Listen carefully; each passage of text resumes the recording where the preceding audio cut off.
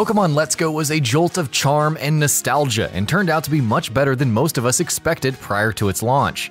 For all of its strengths though, it was merely a stopgap, something to keep us busy while Game Freak worked on the next, real mainline sequel.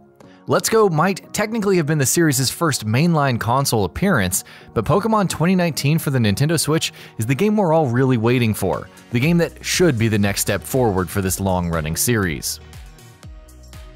As of right now though, we know absolutely nothing about it, other than the fact that it exists and it's coming this year. As such, in this feature, we're going to take a look at 15 things we want to see in Pokemon 2019. Note that this is a wish list and not really a list of predictions. And while we're going to try and only talk about the things that are at least somewhat possible, the things that we do mention are by no means predictions about what will or won't be included in the upcoming Pokemon title. So with that out of the way, let's begin. Be more ambitious. Pokemon as a series has settled into a very comfortable structure that it has adhered to for a long time. Even with Sun and Moon, which replaced gym battles with island challenges, the games were essentially the same as Pokemon has always been. As a series, it has forgotten how to take risks and how to be ambitious, and seems all too happy to do just what has always worked, and sure, it does it well enough, and reaps the rewards with bonkers sales. But hopefully we'll see a more ambitious Pokemon game this time around. We're not asking for a Breath of the Wild equivalent or anything like that, but even something that just steps it up a little bit outside of the series' comfort zone would be greatly appreciated. Less emphasis on story. No one plays Pokemon for the story, no one really cares. When Pokemon focuses on the story, it feels weird and out of place, and rarely is it pulled off satisfactorily. Sure, Black and White did it surprisingly well, and Ruby, Sapphire, and Emerald were also decent in that regard, but then you look at something like Gen 6 and Gen 7 and you can't help but feel like maybe this just isn't something Pokemon even needs. All we want is a framework that allows us to go on classic Pokemon adventures across a new region. We want ambition, sure, but as far as a story is concerned, the more vanilla it is, the better. More open-ended. Remember the good old days of Pokemon Red and Blue, or Diamond and Pearl, or basically any Pokemon game up until Gen 5? The days where you, to a large extent, go in whichever direction you pleased? More and more of late, Pokemon games have been guilty of railroading, of making the player stop every few seconds going, "Hey, listen," and then prodding them in a very specific direction. You're essentially traveling down one linear path after the other, and can't really go from point A to any other place but point B. In Pokemon Gen 8, what we want is some degree of freedom. Let us explore, let us get lost. Non-linear dungeons. The problem of linearity and plainness that has plagued the worlds of Pokemon of late is also something that applies to dungeons on a smaller scale. Where dungeons in earlier Pokemon titles would have long and winding paths with puzzles and secret passages, of late they've essentially just been a collection of corridors with nothing to act as an obstacle other than a bunch of trainer battles, which aren't that challenging either, but that's another issue entirely. Here's hoping dungeons in Pokemon 2019 will be actual dungeons once again. Bring back Pokemon gyms. Kudos to Sun and Moon for attempting to do something new by removing the traditional Pokemon gyms and replacing them with island challenges, and for what it's worth, it was a done little experiment. But ultimately, there's no replacing gyms. Bring them back and actually make them challenging this time around.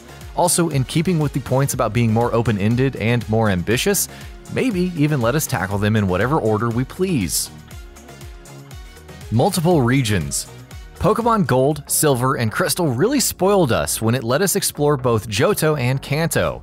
16 gyms, 2 full regions, 1 Pokemon League, and a final battle against Red. It was a surprisingly full-featured game, packed with things to do, a full-course meal of things both new and old. We've been begging for something similar ever since, but have never received it. As the first real console Pokemon title, Gen 8 is in a position to leverage the strengths of the Switch and give us 2 full-fledged regions. Give us a new region, definitely, but also, maybe, after that, take us to a familiar location, maybe Sinnoh. We've gotten remakes up until Gen 3, Gen 4 has received no such love, so that would make sense as well. No random encounters. Of all the changes Let's Go made to the Pokemon formula, the one change that almost everyone would agree was for the better was the removal of random encounters. Pokemon now appeared directly in the overworld, so not only could you avoid them if you wanted to, you could even seek out specific Pokemon that you were looking for. This is one change that Game Freak will hopefully retain. Retain quality of life improvements. Credit where credit is due. Game Freak usually makes tons of quality of life improvements with almost each new Pokemon title.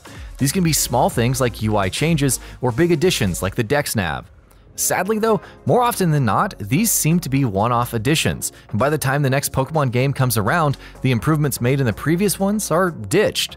Hopefully Game Freak will stick with the quality of life improvements they made not only in Gen 7, but also in Let's Go, and keep them around for Gen 8 as well.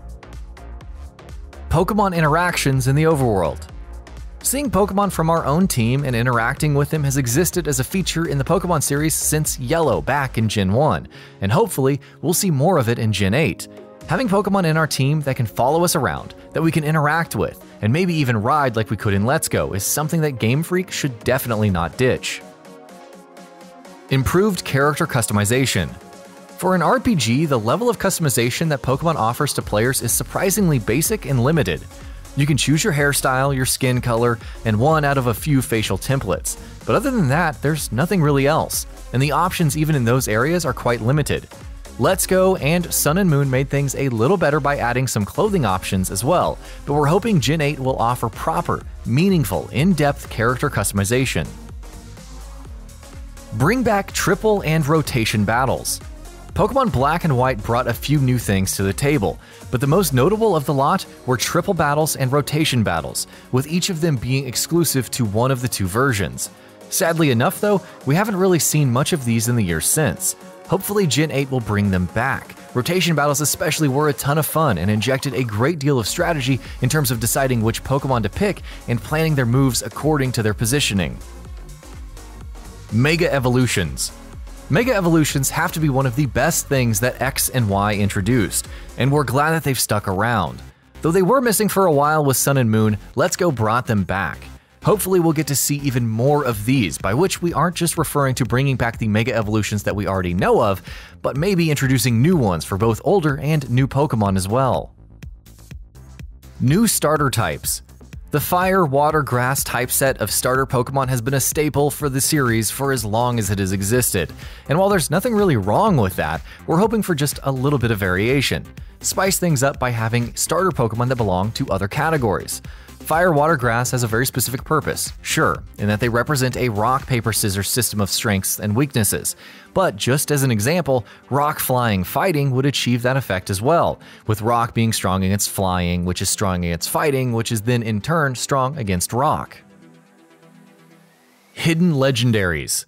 There was once a time when part of the charm of playing a new Pokemon title was scouring its world to discover new, hidden legendary Pokemon. The legendary birds in Kanto, Celebi in Johto, Rayquaza in Hoenn. These are just a few examples of hidden legendaries in the Pokemon games. Recently though, that hasn't really been the case. Hopefully Pokemon 2019 will have at least a few legendaries that are hidden, and not commoditized in a way that decrease their value. Hide them behind grueling dungeons and puzzles and battles that come off as a reward for players that explore off the beaten trail. Improved online. This one is really obvious and something that pretty much all Pokemon fans want desperately. Ditch the nonsense Plaza from Gen 7 and whatever the hell Let's Go had. Go back to having a persistent and full-featured online system like PSS in Gen 6. Make it easy to use and add all sorts of features to it. Pokemon is a social game, so, keep it social.